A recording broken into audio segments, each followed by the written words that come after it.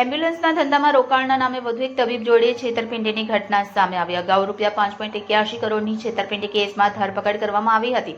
તબીબ હેમંત ડાયા પરમાર અને હાર્દિક પચાવાની ધરપકડ થઈ છે. સુરતના તબીબ નિકુંજ પટેલને ખોટું સર્વિસ ઓર્ડર અને ઈમેલ બતાવી રોકાણ કરાવ્યું હતું. અલગ અલગ તબીબોને એમ્બ્યુલન્સના ધંધામાં રોકાણ કરવાથી સારું વળતર મળવાની લાલચ આપી હતી. જ્યાં અગાઉ બંને તબીબોની ઇકોસેલ દ્વારા ધરપકડ કરાઈ હતી. જ્યાં વધુ એક તબીબ જોડે થયેલી છેતરપિંડીના કેસમાં ફરી ધરપકડ કરવામાં આવી છે.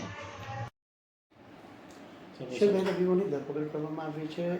રાજકોટ જેલમાંથી શું મામલો?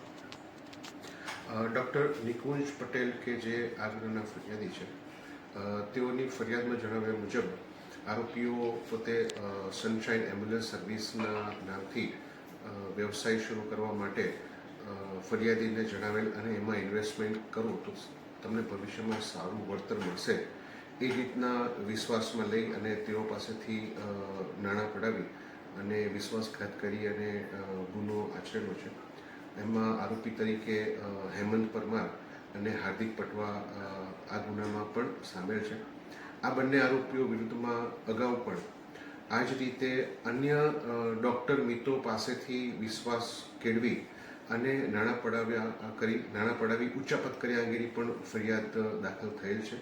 અને ભૂતકાળના ગુનામાં આ બંને આરોપીઓ હાલ પણ જ્યુડિશિયલ કસ્ટડીમાં હતા. ત્યાંથી આ ગુનાના કામે એમને કસ્ટડી મેળવી અને ધરપકડ કરવામાં આવે છે. હાલ તપાસ ચાલુ છે. સર, નિકુંજ પટેલ છે, તેમના જોડે કેટલાની છેતરપિંડી કરવામાં? નિકુંજ પટેલ સાથે 5,81,00,000ની છેતરપિંડી કરેલ છે. આ બંને જે ઝડપાયેલા છે તે તબીબો ક્યાં પ્રેક્ટિસ કરે છે?